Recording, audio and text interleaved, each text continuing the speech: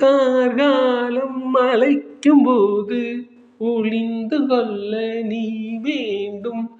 தாமணி குடை பிடிப்பாயா? அன்பே நான் உறங்க வேண்டும். அழகான இடம் வேண்டும். கண்களில் இடம் கொடுப்பாயா? நீ என் அருகில் வந்து நெளிய நான் உன் மனதில் சென்று ஒளிய நீ உன் மனதில் என் உருவம் கண்டுபிடிப்பாய்.